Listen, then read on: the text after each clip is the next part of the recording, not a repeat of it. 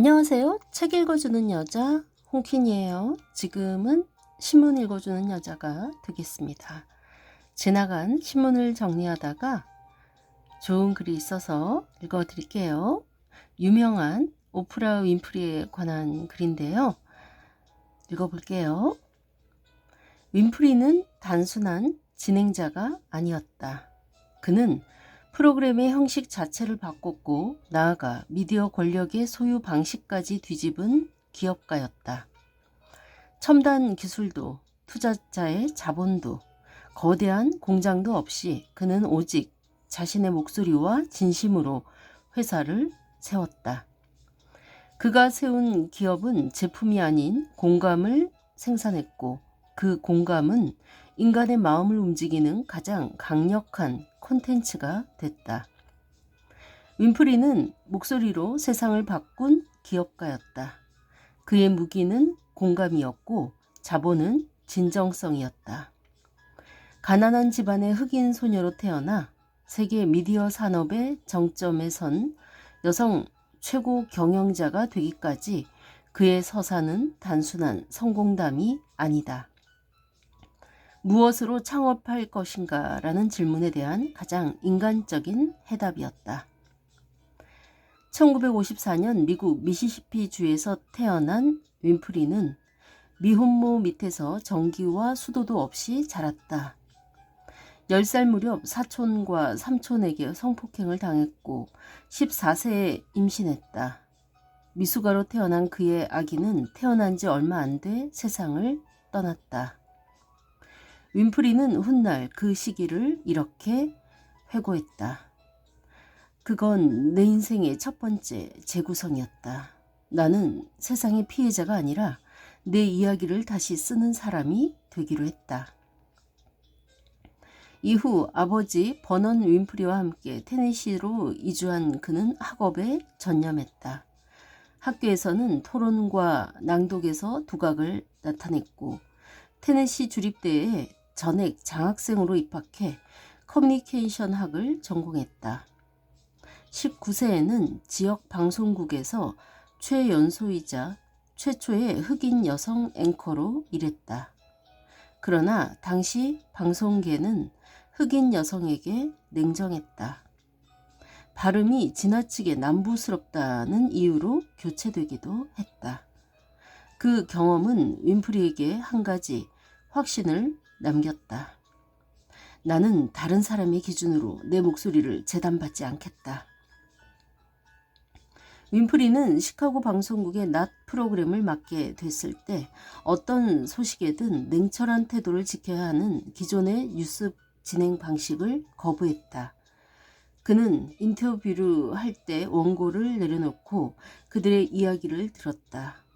카메라 앞에서 함께 울고 웃으며 당신의 고통을 이해한다는 태도로 시청자에게 다가갔다.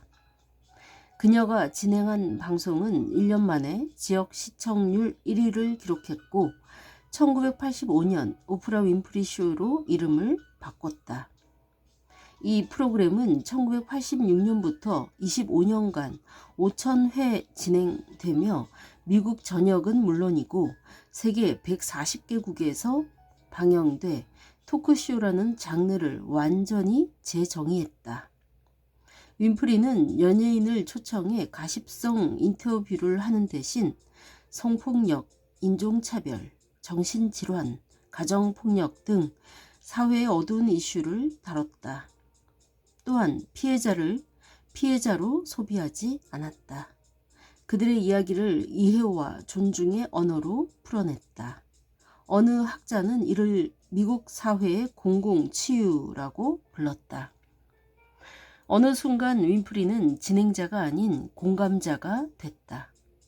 그의 프로그램 중심에는 언제나 사람이 있었다. 그가 만들어낸 것은 시청률이 아닌 신뢰였다.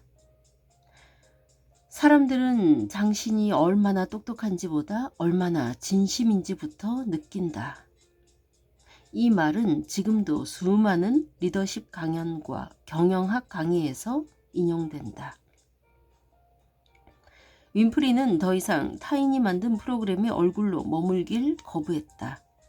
1986년 자신의 이름을 거꾸로 딴 하포 프로덕션을 세워 오프라 윈프리 쇼의 판권을 직접 가졌다.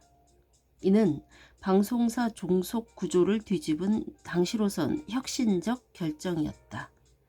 콘텐츠 노동자에서 콘텐츠 소유자로 그는 미디어 산업의 권력 지형을 바꿨다. 하포는 닥터 필, 컬러, 퍼플 등 인기 방송 프로그램을 잇따라 내놓았다. 2000년에는 월간지 OD 오프라 매거진을 창간했다.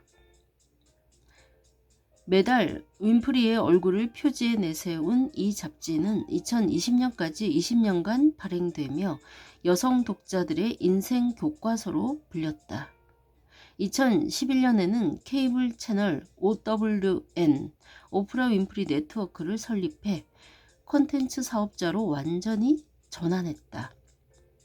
OWN은 예능이나 드라마보다 인간의 성장, 관계, 회복을 다루는 프로그램 제작에 집중했다.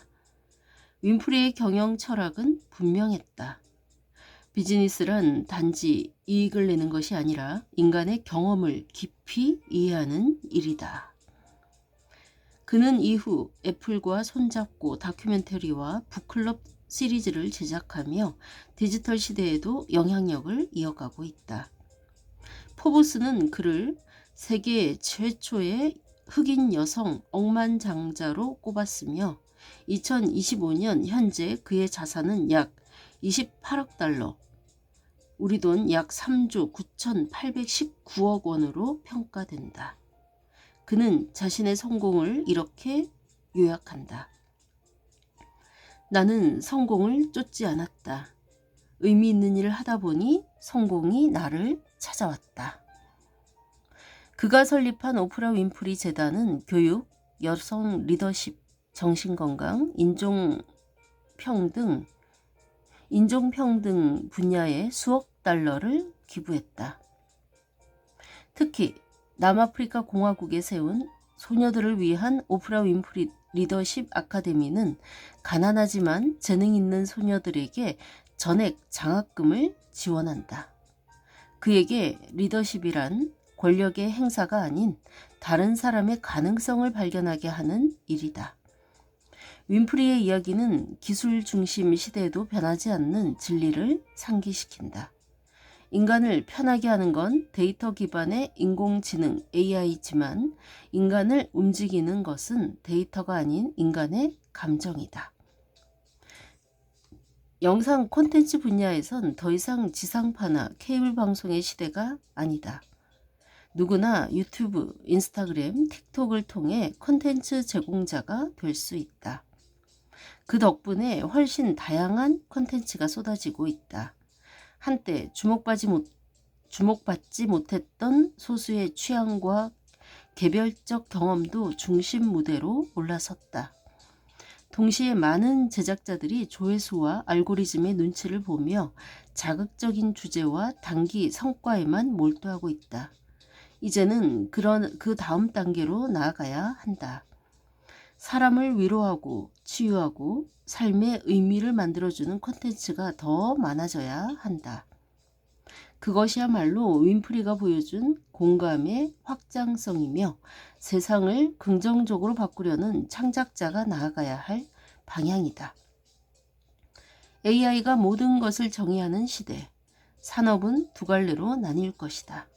하나는 기술에 더 의존해 인간을 대체하려는 산업이고 다른 하나는 인간의 감정과 존엄을 중심으로 세상을 재구성하는 산업이다. 후자의 길에서 윈프리 같은 창업가들이 한국에서도 등장해야 한다. 기술이 아닌 인간성으로, 효율이 아닌 의미로 세상을 치유하는 기업들이 더 많이 태어나길 바란다. 한국의 콘텐츠는 이미 세계로 확장되고 있다. K-드라마, K-팝, K-푸드를 넘어 우리는 K-스토리와 K-리더십으로 나아가야 한다. 단순한 제작자가 아니라 세상을 향해 목소리를 내는 기업가, 즉 콘텐츠로 세상을 바꾸는 창업가들이 나와야 한다. 윈프리의 목소리는 여전히 미국의 TV 화면을 넘어 전 세계 수많은 사람들의 마음속에서 울리고 있다. 이는 한 방송인의 성공담이 아닌 인간의 존엄과 공감이 빚어낸 기업가 정신의 서사시다. 그 서사는 우리에게 묻는다. 당신은 알고리즘의 목소리를 내고 있진 않은가? 당신만이 발굴할 수 있는 인간의 감동을 좇고 있는가? 네, 이상입니다. 이 글은 이준만의 세상을 바꾼 기업가들이라는 코너의 서울대 경영대 이준만 교수였습니다. 네, 잘 들으셨죠? 좋은 글이었죠? 네, 멋진 오프라 윈프리에 관한 글 한 번 더 들어보시고 주변에도 많이 공유해 주시면 좋겠습니다. 지금까지 좋은 글 읽어주는 여자 홍퀸이었습니다. 감사합니다.